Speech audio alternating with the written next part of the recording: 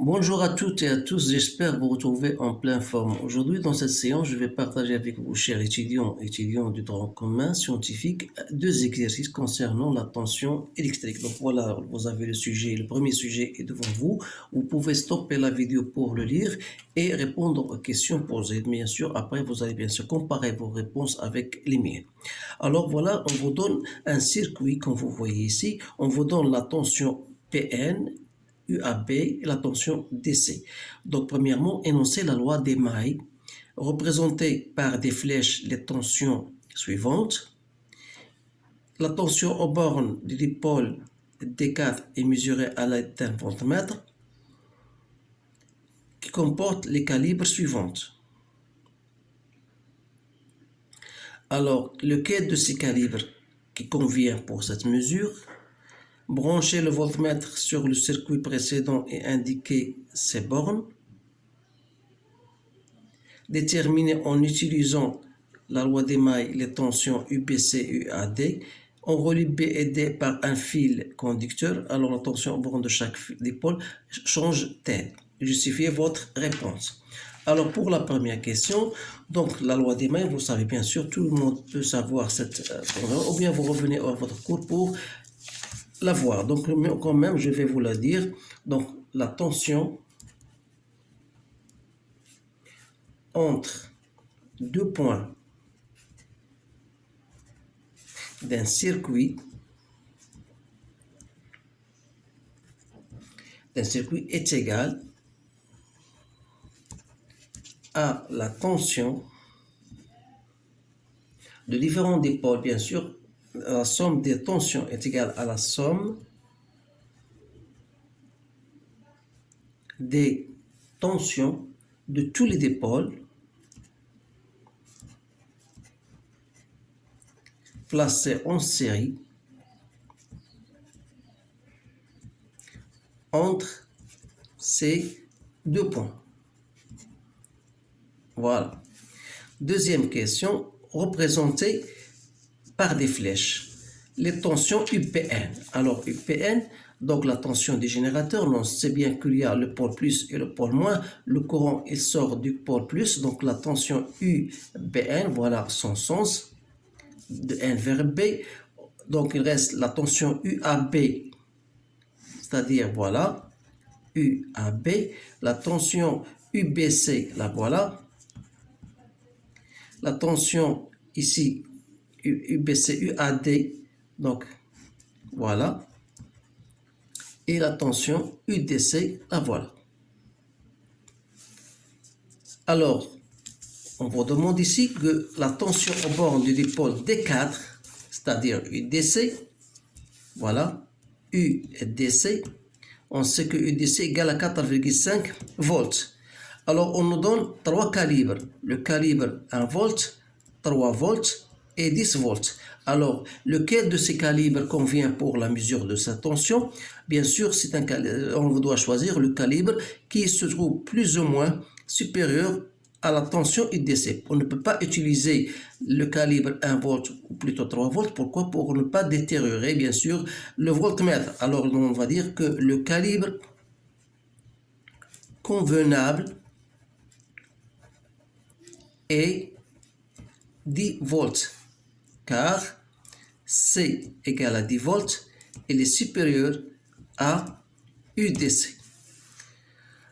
Brancher le voltmètre, bien sûr, pour brancher ici le voltmètre toujours on le place en parallèle, voilà, pour déterminer ou bien pour mesurer la tension aux bornes de DC. Voilà. Quatrième question, on vous demande de déterminer en utilisant la loi des mailles la tension UBC et UAD. Donc la loi des mailles, on vous dit que la somme, c'est-à-dire UAB plus UBC est égale à UAD plus UDC. N'oubliez pas que cette tension est égale à la tension du générateur.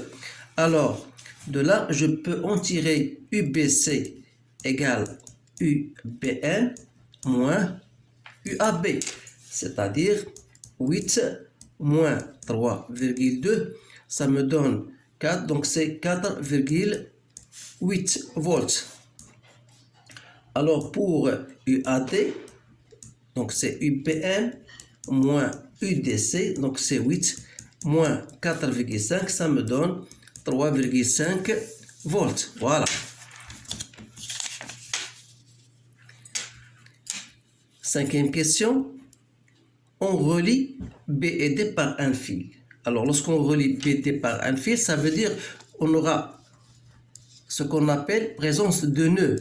Alors, présence de nœuds, alors lorsque le courant vient, bien sûr, par traverser D1, il va se partager en deux courants et par switch, pour le point D, c'est-à-dire que la tension va changer. Donc, on va dire que la tension aux bornes de chaque dipôle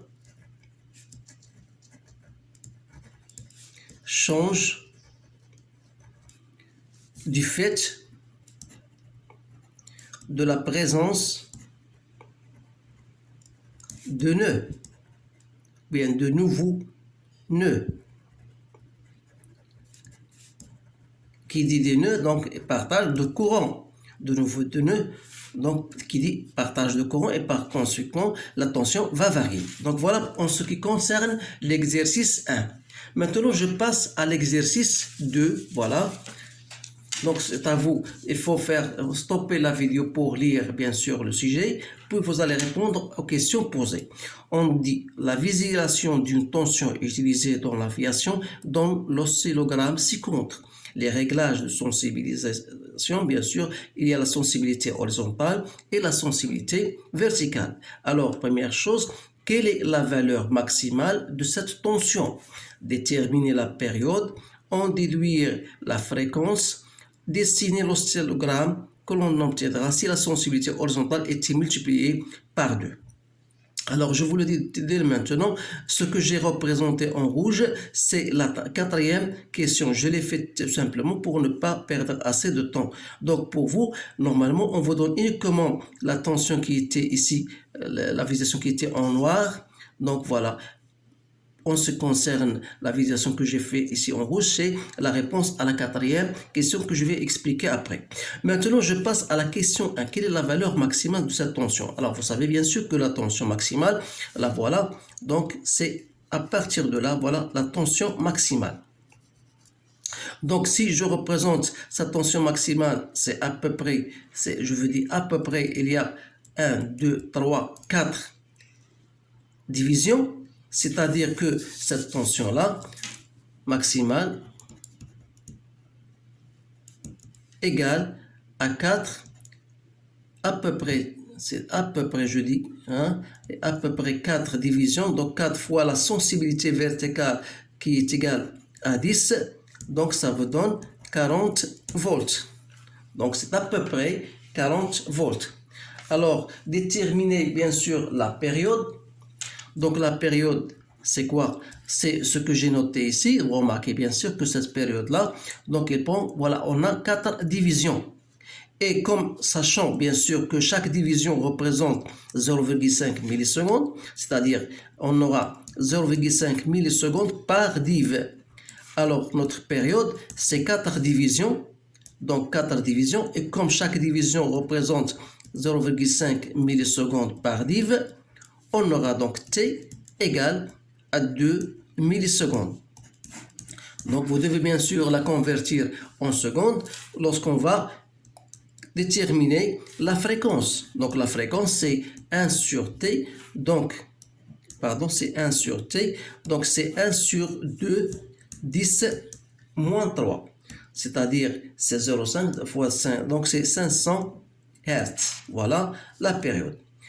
Dessiner l'oscillogramme. Alors, lorsque je multiplie, pour vous expliquer cette dernière question, lorsqu'on multiplie la sensibilité, bien sûr, horizontale par 2, c'est-à-dire au lieu d'avoir 4 divisions qui représentent la période, ça veut dire cette période, cette période va bien sûr prendre uniquement 2 divisions. Alors, voilà.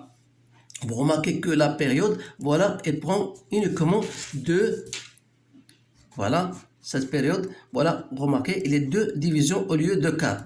Alors, lorsqu'on multiplie, bien sûr, la sensibilité horizontale par 2, la période se divise, si vous voulez, ou bien le nombre de gradations se divise en 2. D'où le schéma que vous voyez devant vous, c'est la représentation, bien sûr, de l'oscillogramme qu'on va obtenir, bien sûr, si la sensibilité horizontale était multipliée par 2. Donc voilà la fin de cet exercice. J'espère vous avoir bien expliqué ce qu'il y a dans cet exercice. Donc, essayez de le partager avec vos collègues pour que tout le monde, bien sûr, puisse comprendre. Alors, je vous remercie de votre attention. Je vous souhaite une bonne chance et je vous dis à bientôt.